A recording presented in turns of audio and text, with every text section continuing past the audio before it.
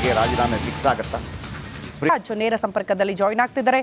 ಬಸವರಾಜ್, ಅತ್ಯಂತ strongest leader ಅಂತ ಗುರುತಿಸಿಕೊಂಡಿದ್ರು ಪ್ರಿಯಾಂಕ ಖರ್ಗೆ ಅವರು. ಅವರಿಂದಲೇ ಅಂತರ ಕಾಯ್ದುಕೊಳ್ಳೋ ಮಟ್ಟಿಗೆ ಬಂದ್ಬಿಡ್ತಾ ಸಚಿನ್ ಅವರು? ಹೆಂಗ್ ನಿಭಾಯಿಸ್ತಾ ಇದ್ದಾರೆ ಪ್ರಿಯಾಂಕ್ ಇದನ್ನ ಅಂತ ಹೇಳಿ ಅಂತರ ಕಾಯ್ದುಕೊಳ್ತಿರೋದು ಯಾಕೆ? ಸ್ಥಿತಿ ಒಂದು ಮಾತು ಹೇಳಿದ್ರು, ಸಿಟಿರ ವಿಚಾರ ಬಂದಾಗ, ಲಕ್ಷ್ಮೀ ಹೆಬ್ಬಾಳ್ಕರ ವಿಚಾರ ಬಂದಾಗ ಎಲ್ಲರೇ ಸರಿಯಪ್ಪ ಏನು ತಪ್ಪು ಅಂತ ಮಾತಾಡಿದವರು ಪ್ರಿಯಾಂಕ್ ಖರ್ಗೆ ವಿಚಾರದಲ್ಲಿ ಸ್ವಲ್ಪ ಅಂತರ ಕಾಯ್ದುಕೊಂಡ್ರು. ಕಾಂಪಿಟೇಷನ್ ಕಡಿಮೆ ಆಗಲಿ ಅಂತನಾ ಒಂದು, ಅಥವಾ ಪ್ರಿಯಾಂಕ್ ಖರ್ಗೆ ಇದನ್ನು ಹೆಂಗೆ ನಿಭಾಯಿಸಬಲ್ಲರು ಅಂತ ನಿಮ್ಗೆ ಅನ್ಸುತ್ತೆ? ಜಯಪ್ರಕಾಶ್, ಪ್ರಮುಖವಾಗಿ ಪ್ರಿಯಾಂಕ್ ಖರ್ಗೆ ಅವರು ಎರಡು ಈ ಒಂದು ವಿಚಾರವನ್ನು ನಿಭಾಯಿಸ್ತಾ ಇದ್ದಾರೆ. ಒಂದು, ಸ್ಟ್ರಾಂಗ್ ಆಗಿದ್ದಾರೆ, ಸ್ಟ್ರಾಂಗ್ ಆಗಿ ಈ ಒಂದು ವಿಚಾರವನ್ನು ನಿರ್ವಹಣೆ ಮಾಡ್ತಾ ಇದ್ದಾರೆ, ತಮ್ಮ ಮೇಲೆ ಬಂದಂತಕ್ಕಂಥ ಆರೋಪವನ್ನು. ಯಾಕಂದರೆ ಆ ಆರೋಪ ಬಂದ ತಕ್ಷಣ ಕೂಡ ಬೆಳಗಾವಿಯಲ್ಲಿದ್ದರು, ನಾವು ಅವ್ರನ್ನ ಪ್ರಶ್ನೆ ಮಾಡಿದ್ವಿ. ಖಂಡಿತವಾಗ್ಲೂ ನನಗೆ ಈ ಸುದ್ದಿ ಈಗ ತಿಳಿದಿದೆ, ಆ ಸುದ್ದಿ ನಾನು ಹೋಗ್ಬೇಕಂತ ಅಂದ್ಕೊಂಡಿದ್ದೇನೆ, ಆದರೆ ಸದ್ಯದ ಮಟ್ಟಿಗೆ ಪರಿಸ್ಥಿತಿ ಸರಿ ಇಲ್ಲ, ನಾನೆಲ್ಲ ವರದಿಯನ್ನು ತರಿಸ್ಕೊಂಡು ಮುಂದಿನ ದಿನಗಳಲ್ಲಿ ಅಲ್ಲಿ ಹೋಗಿ ಭೇಟಿ ಮಾಡ್ತೇನೆ ಅನ್ನೋಂಥ ಮಾತನ್ನು ಹೇಳಿದರು. ಇನ್ನು ಉಳಿದಂತೆ ಅವರು ರಾಜಕೀಯವಾಗಿ ಎದುರಿಸಬೇಕಾದಂಥ ಅನಿವಾರ್ಯತೆ ಇದೆ. ಪ್ರಮುಖವಾಗಿ ಬಿಜೆಪಿಯನ್ನು ಎದುರಿಸಬೇಕಾಗಿದೆ. ಯಾಕಂದರೆ ಸೈದ್ಧಾಂತಿಕವಾಗಿ ಬಹಳ ಕಟ್ಟುನಿಟ್ಟಾಗಿ ವಾಗ್ದಾಳಿಯನ್ನು ಮಾಡ್ತಕ್ಕಂಥದ್ದು ಪ್ರಿಯಾಂಕ್ ಖರ್ಗೆ ಅವರು. ನೀವು ಗಮನಿಸಬಹುದು, ಹಿಂದೆ ಬಿಜೆಪಿ ಸರ್ಕಾರದಲ್ಲಿ ಬಹುತೇಕ ಹಗರಣಗಳೇನಿದಾವಲ್ಲ, ಈ PSM ಅನ್ನುವಂಥ ಟ್ರೆಂಡ್ ಸೆಟ್ ಮಾಡೋದಂತ ಇರ್ಬೋದು, ಕಾರ್ಮಿಕ ಇಲಾಖೆ ಹಗರಣ ಇರ್ಬೋದು, ಬಿಟ್ಕಾಯಿನ್ ಹಗರಣ ಇರ್ಬೋದು, ಇವನ್ನೆಲ್ಲವನ್ನು ಕೂಡ ಪ್ರಮುಖವಾಗಿ ಹೊರಗೆ ತಂದಿರತಕ್ಕಂಥದ್ದು. ಮತ್ತು PSI ಹಗರಣವನ್ನು ಕೂಡ ತನಿಖೆಗೆ ಆಗ್ರಹಿಸಿ ದೊಡ್ಡ ಮಟ್ಟದ ತನಿಖೆ ಆಗುವ ನಿಟ್ಟಿನಲ್ಲಿ ಕೂಡ ಆಗ್ರಹ ಮಾಡಿದ್ದು ಇದೆ ಪ್ರಿಯಾಂಕ್ ಖರ್ಗೆ ಅವರು. ಹಾಗಾಗಿ ಸಹಜವಾಗಿ ಬಿಜೆಪಿಗೆ ಪ್ರಿಯಾಂಕ್ ಖರ್ಗೆ ಅವರು ಈಗ ಟಾರ್ಗೆಟ್ ಆಗಿರ್ತಕ್ಕಂಥದ್ದು, ಯಾಕಂದರೆ ಅವ್ರ ಮೇಲೆ ಬಂದಿರ್ತಕ್ಕಂಥ ಆರೋಪ. ಆದರೆ ಅವರು ಅಷ್ಟೇ ಸ್ಟ್ರಾಂಗ್ ಆಗಿ ನಿಂತು ಅದನ್ನು ನಿಭಾಯಿಸ್ತಾ ಇದ್ದಾರೆ. ಯಾಕಂದರೆ ಹೈಕಮಾಂಡ್ ಮಟ್ಟದ ಒಂದಷ್ಟು ಅವರಿಗೆ ಸ್ಟ್ರಾಂಗ್ ಆಗಿರ್ತಕ್ಕಂಥ ಆಶೀರ್ವಾದ ಕೂಡ ಇರೋದ್ರಿಂದ ಅವರನ್ನು ಅಷ್ಟು ಸುಲಭವಾಗಿ ಅಳ್ಳಾಡ್ಸೋಕ್ಕಾಗಲ್ಲ ಅನ್ನೋಂಥದ್ದು ಬಿಜೆಪಿಗೂ ಗೊತ್ತಿದೆ.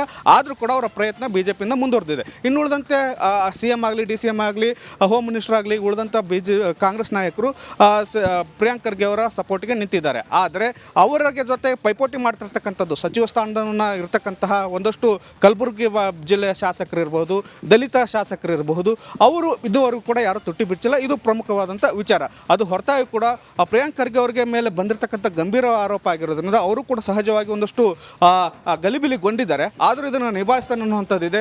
ಕುರ್ಚಿ ಉಳಿಸ್ಕೊಳ್ಬೇಕನ್ನುವಂಥದ್ದು ಅಂತಿಮವಾಗಿ ಹೈಕಮಾಂಡ್ ನಿರ್ಧಾರ ಮಾಡಬೇಕಾಗುತ್ತೆ. ಮತ್ತು ಸೈದ್ಧಾಂತಿಕವಾಗಿ ಗಟ್ಟಿಯಾಗಿರೋದ್ರಿಂದ ಪ್ರಿಯಾಂಕ್ ಖರ್ಗೆ ಅವರನ್ನು ಅಷ್ಟು ಸುಲಭವಾಗಿ ಕಾಂಗ್ರೆಸ್ ಹೈಕಮಾಂಡ್ ಇರಲಿ ಮತ್ತು ರಾಜ್ಯ ನಾಯಕರು ಕೂಡ ಬಿಟ್ಟು ಕೊಡೋಕ್ಕೆ ಮನಸ್ಸು ಮಾಡದಂತೆ ಕಾಣಿಸ್ತಾ ಇಲ್ಲ. ಆದ್ದರಿಂದ ಸದ್ಯ ಪ್ರಕರಣ ಬಂದಿದೆ, ಮುಂದಿನ ದಿನಗಳಲ್ಲಿ ಅವರು ಬಿದರ್ಗೆ ಹೋಗಿ ಭೇಟಿ ನೀಡ್ತಾನೆ ಅನ್ನೋಂಥ ಮಾತುಗಳನ್ನು ಹೇಳಿದ್ದಾರೆ. ಯಾಕಂದ್ರೆ ಸದ್ಯ ಈಶ್ವರ್ ಖಂಡ್ರೆ ಅವರು ಮೊನ್ನೆ ಹೋದಾಗ ಅವರು ಕೂಡ ಮಾತನ್ನು ಹೇಳಿದ್ರು, ಈಗ ಸದ್ಯಕ್ಕೆ ಬರೋದು ಬೇಡ. ನೇರ ಸಂಪರ್ಕದಲ್ಲಿ ಜಾಯಿನ್ ಆಗ್ತಿದ್ದಾರೆ.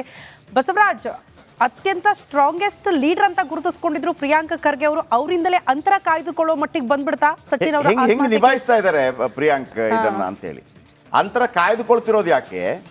ಸ್ಥಿತಿ ಒಂದು ಮಾತು ಹೇಳಿದ್ರು, ಸಿಟಿರ ವಿಚಾರ ಬಂದಾಗ, ಲಕ್ಷ್ಮೀ ಹೆಬ್ಬಾಳ್ಕರ ವಿಚಾರ ಬಂದಾಗ ಎಲ್ಲರೇ ಸರಿಯಪ್ಪ ಏನು ತಪ್ಪು ಅಂತ ಮಾತಾಡಿದವರು ಪ್ರಿಯಾಂಕ್ ಖರ್ಗೆ ವಿಚಾರದಲ್ಲಿ ಸ್ವಲ್ಪ ಅಂತರ ಕಾಯ್ದುಕೊಂಡ್ರು. ಕಾಂಪಿಟೇಷನ್ ಕಡಿಮೆ ಆಗಲಿ ಅಂತನಾ ಒಂದು, ಅಥವಾ ಪ್ರಿಯಾಂಕ್ ಖರ್ಗೆ ಇದನ್ನು ಹೆಂಗೆ ನಿಭಾಯಿಸಬಲ್ಲರು ಅಂತ ನಿಮ್ಗೆ ಅನ್ಸುತ್ತೆ? ಜಯಪ್ರಕಾಶ್, ಪ್ರಮುಖವಾಗಿ ಪ್ರಿಯಾಂಕ್ ಖರ್ಗೆ ಅವರು ಎರಡು ಈ ಒಂದು ವಿಚಾರವನ್ನು ನಿಭಾಯಿಸ್ತಾ ಇದ್ದಾರೆ. ಒಂದು, ಸ್ಟ್ರಾಂಗ್ ಆಗಿದ್ದಾರೆ, ಸ್ಟ್ರಾಂಗ್ ಆಗಿ ಈ ಒಂದು ವಿಚಾರವನ್ನು ನಿರ್ವಹಣೆ ಮಾಡ್ತಾ ಇದ್ದಾರೆ, ತಮ್ಮ ಮೇಲೆ ಬಂದಂತಕ್ಕಂಥ ಆರೋಪವನ್ನು. ಯಾಕಂದರೆ ಆ ಆರೋಪ ಬಂದ ತಕ್ಷಣ ಕೂಡ ಬೆಳಗಾವಿಯಲ್ಲಿದ್ದರು, ನಾವು ಅವ್ರನ್ನ ಪ್ರಶ್ನೆ ಮಾಡಿದ್ವಿ. ಖಂಡಿತವಾಗ್ಲೂ ನನಗೆ ಈ ಸುದ್ದಿ ಈಗ ತಿಳಿದಿದೆ, ಆ ಸುದ್ದಿ ನಾನು ಹೋಗ್ಬೇಕಂತ ಅಂದ್ಕೊಂಡಿದ್ದೇನೆ, ಆದರೆ ಸದ್ಯದ ಮಟ್ಟಿಗೆ ಪರಿಸ್ಥಿತಿ ಸರಿ ಇಲ್ಲ, ನಾನೆಲ್ಲ ವರದಿಯನ್ನು ತರಿಸ್ಕೊಂಡು ಮುಂದಿನ ದಿನಗಳಲ್ಲಿ ಅಲ್ಲಿ ಹೋಗಿ ಭೇಟಿ ಮಾಡ್ತೇನೆ ಅನ್ನೋಂಥ ಮಾತನ್ನು ಹೇಳಿದರು. ಇನ್ನು ಉಳಿದಂತೆ ಅವರು ರಾಜಕೀಯವಾಗಿ ಎದುರಿಸಬೇಕಾದಂಥ ಅನಿವಾರ್ಯತೆ ಇದೆ. ಪ್ರಮುಖವಾಗಿ ಬಿಜೆಪಿಯನ್ನು ಎದುರಿಸಬೇಕಾಗಿದೆ. ಯಾಕಂದರೆ ಸೈದ್ಧಾಂತಿಕವಾಗಿ ಬಹಳ ಕಟ್ಟುನಿಟ್ಟಾಗಿ ವಾಗ್ದಾಳಿಯನ್ನು ಮಾಡ್ತಕ್ಕಂಥದ್ದು ಪ್ರಿಯಾಂಕ್ ಖರ್ಗೆ ಅವರು. ನೀವು ಗಮನಿಸಬಹುದು, ಹಿಂದೆ ಬಿಜೆಪಿ ಸರ್ಕಾರದಲ್ಲಿ ಬಹುತೇಕ ಹಗರಣಗಳೇನಿದಾವಲ್ಲ, ಈ PSM ಅನ್ನುವಂಥ ಟ್ರೆಂಡ್ ಸೆಟ್ ಮಾಡೋದಂತ ಇರ್ಬೋದು, ಕಾರ್ಮಿಕ ಇಲಾಖೆ ಹಗರಣ ಇರ್ಬೋದು, ಬಿಟ್ಕಾಯಿನ್ ಹಗರಣ ಇರ್ಬೋದು, ಇವನ್ನೆಲ್ಲವನ್ನು ಕೂಡ ಪ್ರಮುಖವಾಗಿ ಹೊರಗೆ ತಂದಿರತಕ್ಕಂಥದ್ದು. ಮತ್ತು PSI ಹಗರಣವನ್ನು ಕೂಡ ತನಿಖೆಗೆ ಆಗ್ರಹಿಸಿ ದೊಡ್ಡ ಮಟ್ಟದ ತನಿಖೆ ಆಗುವ ನಿಟ್ಟಿನಲ್ಲಿ ಕೂಡ ಆಗ್ರಹ ಮಾಡಿದ್ದು ಇದೆ ಪ್ರಿಯಾಂಕ್ ಖರ್ಗೆ ಅವರು. ಹಾಗಾಗಿ ಸಹಜವಾಗಿ ಬಿಜೆಪಿಗೆ ಪ್ರಿಯಾಂಕ್ ಖರ್ಗೆ ಅವರು ಈಗ ಟಾರ್ಗೆಟ್ ಆಗಿರ್ತಕ್ಕಂಥದ್ದು, ಯಾಕಂದರೆ ಅವ್ರ ಮೇಲೆ ಬಂದಿರತಕ್ಕಂಥ ಆರೋಪ. ಆದರೆ ಅವರು ಅಷ್ಟೇ ಸ್ಟ್ರಾಂಗ್ ಆಗಿ ನಿಂತು ಅದನ್ನು ನಿಭಾಯಿಸ್ತಾ ಇದ್ದಾರೆ.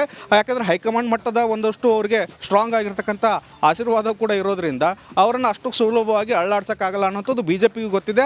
ಆದರೂ ಕೂಡ ಅವರ ಪ್ರಯತ್ನ ಬಿಜೆಪಿಯಿಂದ ಮುಂದುವರೆದಿದೆ. ಇನ್ನು ಉಳಿದಂತೆ CM ಆಗಲಿ, DCM ಆಗಲಿ, ಹೋಮ್ ಮಿನಿಸ್ಟರ್ ಆಗಲಿ, ಉಳಿದಂಥ ಕಾಂಗ್ರೆಸ್ ನಾಯಕರು ಪ್ರಿಯಾಂಕ್ ಖರ್ಗೆ ಅವರ ಸಪೋರ್ಟ್ಗೆ ನಿಂತಿದ್ದಾರೆ. ಆದರೆ ಅವರಿಗೆ ಜೊತೆ ಪೈಪೋಟಿ ಮಾಡ್ತಿರ್ತಕ್ಕಂಥದ್ದು ಸಚಿವ ಸ್ಥಾನವನ್ನು ಇರತಕ್ಕಂತಹ ಒಂದಷ್ಟು ಕಲಬುರಗಿ ಜಿಲ್ಲೆಯ ಶಾಸಕರು ಇರ್ಬೋದು, ದಲಿತ ಶಾಸಕರು ಇರಬಹುದು, ಅವರು ಇದುವರೆಗೂ ಕೂಡ ಯಾರು ತುಟಿ ಬಿಚ್ಚಿಲ್ಲ. ಇದು ಪ್ರಮುಖವಾದಂಥ ವಿಚಾರ.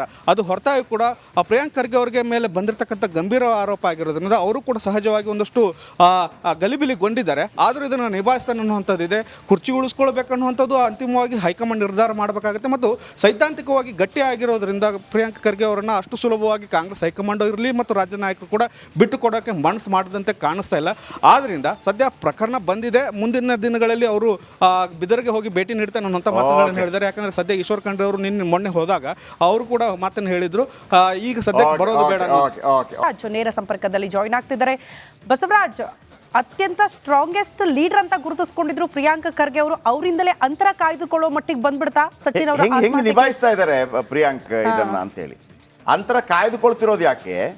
ಸ್ಥಿತಿ ಒಂದು ಮಾತು ಹೇಳಿದ್ರು, ಸಿಟಿರ ವಿಚಾರ ಬಂದಾಗ, ಲಕ್ಷ್ಮೀ ಹೆಬ್ಬಾಳ್ಕರ ವಿಚಾರ ಬಂದಾಗ ಎಲ್ಲರೇ ಸರಿಯಪ್ಪ ಏನು ತಪ್ಪು ಅಂತ ಮಾತಾಡಿದವರು ಪ್ರಿಯಾಂಕ್ ಖರ್ಗೆ ವಿಚಾರದಲ್ಲಿ ಸ್ವಲ್ಪ ಅಂತರ ಕಾಯ್ದುಕೊಂಡ್ರು. ಕಾಂಪಿಟೇಷನ್ ಕಡಿಮೆ ಆಗಲಿ ಅಂತನಾ ಒಂದು, ಅಥವಾ ಪ್ರಿಯಾಂಕ್ ಖರ್ಗೆ ಇದನ್ನು ಹೆಂಗೆ ನಿಭಾಯಿಸಬಲ್ಲರು ಅಂತ ನಿಮ್ಗೆ ಅನ್ಸುತ್ತೆ? ಜಯಪ್ರಕಾಶ್, ಪ್ರಮುಖವಾಗಿ ಪ್ರಿಯಾಂಕ್ ಖರ್ಗೆ ಅವರು ಎರಡು ಈ ಒಂದು ವಿಚಾರವನ್ನು ನಿಭಾಯಿಸ್ತಾ ಇದ್ದಾರೆ. ಒಂದು, ಸ್ಟ್ರಾಂಗ್ ಆಗಿದ್ದಾರೆ, ಸ್ಟ್ರಾಂಗ್ ಆಗಿ ಈ ಒಂದು ವಿಚಾರವನ್ನು ನಿರ್ವಹಣೆ ಮಾಡ್ತಾ ಇದ್ದಾರೆ ತಮ್ಮ ಮೇಲೆ ಬಂದಂತಕ್ಕಂಥ ಆರೋಪವನ್ನು. ಯಾಕಂದರೆ ಆ ಆರೋಪ ಬಂದ ತಕ್ಷಣ ಕೂಡ ಬೆಳಗಾವಿಯಲ್ಲಿದ್ದರು, ನಾವು ಅವ್ರನ್ನ ಪ್ರಶ್ನೆ ಮಾಡಿದ್ವಿ. ಖಂಡಿತವಾಗ್ಲೂ ನನಗೆ ಈ ಸುದ್ದಿ ಈಗ ತಿಳಿದಿದೆ, ಆ ಸುದ್ದಿ ನಾನು ಹೋಗ್ಬೇಕಂತ ಅಂದ್ಕೊಂಡಿದ್ದೇನೆ, ಆದರೆ ಸದ್ಯದ ಮಟ್ಟಿಗೆ ಪರಿಸ್ಥಿತಿ ಸರಿ ಇಲ್ಲ, ನಾನೆಲ್ಲ ವರದಿಯನ್ನು ತರಿಸ್ಕೊಂಡು ಮುಂದಿನ ದಿನಗಳಲ್ಲಿ ಅಲ್ಲಿ ಹೋಗಿ ಭೇಟಿ ಮಾಡ್ತೇನೆ ಅನ್ನೋಂಥ ಮಾತನ್ನು ಹೇಳಿದರು. ಇನ್ನು ಉಳಿದಂತೆ ಅವರು ರಾಜಕೀಯವಾಗಿ ಎದುರಿಸಬೇಕಾದಂಥ ಅನಿವಾರ್ಯತೆ ಇದೆ. ಪ್ರಮುಖವಾಗಿ ಬಿಜೆಪಿಯನ್ನು ಎದುರಿಸಬೇಕಾಗಿದೆ. ಯಾಕಂದರೆ ಸೈದ್ಧಾಂತಿಕವಾಗಿ ಬಹಳ ಕಟ್ಟುನಿಟ್ಟಾಗಿ ವಾಗ್ದಾಳಿಯನ್ನು ಮಾಡ್ತಕ್ಕಂಥದ್ದು ಪ್ರಿಯಾಂಕ್ ಖರ್ಗೆ ಅವರು. ನೀವು ಗಮನಿಸಬಹುದು, ಹಿಂದೆ ಬಿಜೆಪಿ ಸರ್ಕಾರದಲ್ಲಿ ಬಹುತೇಕ ಹಗರಣಗಳೇನಿದಾವಲ್ಲ, ಈ PSM ಅನ್ನುವಂಥ ಟ್ರೆಂಡ್ ಸೆಟ್ ಮಾಡೋದಂತ ಇರ್ಬೋದು, ಕಾರ್ಮಿಕ ಇಲಾಖೆ ಹಗರಣ ಇರ್ಬೋದು, ಬಿಟ್ಕಾಯಿನ್ ಹಗರಣ ಇರ್ಬೋದು, ಇವನ್ನೆಲ್ಲವನ್ನು ಕೂಡ ಪ್ರಮುಖವಾಗಿ ಹೊರಗೆ ತಂದಿರತಕ್ಕಂಥದ್ದು. ಮತ್ತು PSI ಹಗರಣವನ್ನು ಕೂಡ ತನಿಖೆಗೆ ಆಗ್ರಹಿಸಿ ದೊಡ್ಡ ಮಟ್ಟದ ತನಿಖೆ ಆಗುವ ನಿಟ್ಟಿನಲ್ಲಿ ಕೂಡ ಆಗ್ರಹ ಮಾಡಿದ್ದು ಇದೆ ಪ್ರಿಯಾಂಕ್ ಖರ್ಗೆ ಅವರು. ಹಾಗಾಗಿ ಸಹಜವಾಗಿ ಬಿಜೆಪಿಗೆ ಪ್ರಿಯಾಂಕ್ ಖರ್ಗೆ ಅವರು ಈಗ ಟಾರ್ಗೆಟ್ ಆಗಿರ್ತಕ್ಕಂಥದ್ದು. ಯಾಕಂದರೆ ಅವ್ರ ಮೇಲೆ ಬಂದಿರತಕ್ಕಂಥ ಆರೋಪ. ಆದರೆ ಅವರು ಅಷ್ಟೇ ಸ್ಟ್ರಾಂಗ್ ಆಗಿ ನಿಂತು ಅದನ್ನು ನಿಭಾಯಿಸ್ತಾ ಇದ್ದಾರೆ. ಯಾಕಂದರೆ ಹೈಕಮಾಂಡ್ ಮಟ್ಟದ ಒಂದಷ್ಟು ಅವರಿಗೆ ಸ್ಟ್ರಾಂಗ್ ಆಗಿರ್ತಕ್ಕಂಥ ಆಶೀರ್ವಾದ ಕೂಡ ಇರೋದ್ರಿಂದ ಅವರನ್ನು ಅಷ್ಟು ಸುಲಭವಾಗಿ ಅಳ್ಳಾಡ್ಸೋಕ್ಕಾಗಲ್ಲ ಅನ್ನೋಂಥದ್ದು ಬಿಜೆಪಿಗೂ ಗೊತ್ತಿದೆ. ಆದರೂ ಕೂಡ ಅವರ ಪ್ರಯತ್ನ ಬಿಜೆಪಿಯಿಂದ ಮುಂದುವರೆದಿದೆ. ಇನ್ನು ಉಳಿದಂತೆ CM ಆಗಲಿ, DCM ಆಗಲಿ, ಹೋಮ್ ಮಿನಿಸ್ಟರ್ ಆಗಲಿ, ಉಳಿದಂಥ ಕಾಂಗ್ರೆಸ್ ನಾಯಕರು ಪ್ರಿಯಾಂಕ್ ಖರ್ಗೆ ಅವರ ಸಪೋರ್ಟ್ಗೆ ನಿಂತಿದ್ದಾರೆ. ಆದರೆ ಅವರಿಗೆ ಜೊತೆ ಪೈಪೋಟಿ ಮಾಡ್ತಿರ್ತಕ್ಕಂಥದ್ದು ಸಚಿವ ಸ್ಥಾನವನ್ನು ಇರತಕ್ಕಂತಹ ಒಂದಷ್ಟು ಕಲಬುರಗಿ ಜಿಲ್ಲೆಯ ಶಾಸಕರು ಇರ್ಬೋದು, ದಲಿತ ಶಾಸಕರು ಇರಬಹುದು, ಅವರು ಇದುವರೆಗೂ ಕೂಡ ಯಾರು ತುಟಿ ಬಿಚ್ಚಿಲ್ಲ. ಇದು ಪ್ರಮುಖವಾದಂಥ ವಿಚಾರ. ಅದು ಹೊರತಾಗಿ ಕೂಡ ಪ್ರಿಯಾಂಕ್ ಖರ್ಗೆ ಅವರಿಗೆ ಮೇಲೆ ಬಂದಿರತಕ್ಕಂಥ ಗಂಭೀರ ಆರೋಪ ಆಗಿರೋದ್ರಿಂದ ಅವರು ಕೂಡ ಸಹಜವಾಗಿ ಒಂದಷ್ಟು ಗಲಿಬಿಲಿಗೊಂಡಿದ್ದಾರೆ. ಆದರೂ ಇದನ್ನು ನಿಭಾಯಿಸ್ತಾನೆ ಅನ್ನುವಂಥದ್ದಿದೆ. ಕುರ್ಚಿ ಉಳಿಸ್ಕೊಳ್ಬೇಕನ್ನುವಂಥದ್ದು ಅಂತಿಮವಾಗಿ ಹೈಕಮಾಂಡ್ ನಿರ್ಧಾರ ಮಾಡಬೇಕಾಗುತ್ತೆ. ಮತ್ತು ಸೈದ್ಧಾಂತಿಕವಾಗಿ ಗಟ್ಟಿ ಆಗಿರೋದ್ರಿಂದ ಪ್ರಿಯಾಂಕ್ ಖರ್ಗೆ ಅವರನ್ನು ಅಷ್ಟು ಸುಲಭವಾಗಿ ಕಾಂಗ್ರೆಸ್ ಹೈಕಮಾಂಡ್ ಇರಲಿ ಮತ್ತು ರಾಜ್ಯ ನಾಯಕರು ಕೂಡ ಬಿಟ್ಟು ಕೊಡೋಕ್ಕೆ ಮನಸ್ಸು ಮಾಡದಂತೆ ಕಾಣಿಸ್ತಾ ಇಲ್ಲ. ಆದ್ದರಿಂದ ಸದ್ಯ ಪ್ರಕರಣ ಬಂದಿದೆ. ಮುಂದಿನ ದಿನಗಳಲ್ಲಿ ಅವರು ಬಿದರ್ಗೆ ಹೋಗಿ ಭೇಟಿ ನೀಡ್ತಾನೆ ಅನ್ನೋಂಥ ಮಾತುಗಳನ್ನು ಹೇಳಿದ್ದಾರೆ. ಯಾಕಂದ್ರೆ ಸದ್ಯ ಈಶ್ವರ್ ಖಂಡ್ರೆ ಅವರು ಮೊನ್ನೆ ಹೋದಾಗ ಅವರು ಕೂಡ ಮಾತನ್ನು ಹೇಳಿದ್ರು, ಈಗ ಸದ್ಯಕ್ಕೆ ಬರೋದು ಬೇಡ.